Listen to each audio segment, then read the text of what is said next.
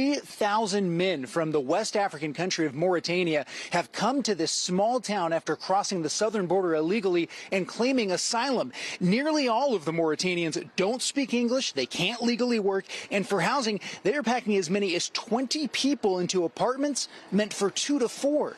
And because so many of them have never used an oven before, the fire department is now regularly responding to kitchen fires like this one, where hundreds of people had to be evacuated.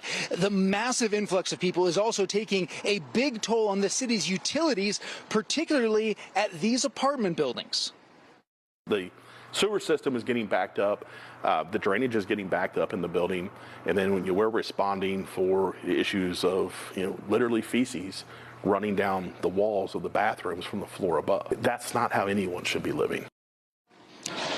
One woman who lives in one of the apartment buildings and didn't want to be on camera says the sudden flood of people from a third world country has changed her small town tremendously, and that Americans like her who are struggling to get by are now being left behind by the federal government. It's awful. Everywhere you turn, you might as well be in Africa. I've been trying to find a 2-bedroom I can afford. But it's tough being a single mom and a single grandma, especially when the government don't help you. They've got too many immigrants to help. And city officials say calls to the federal government for help dealing with this influx of migrants so far have been unanswered. Bill? Ira, thank you for that. We'll wait for the next town you visit, right? Laughlin, Ohio. Thank you.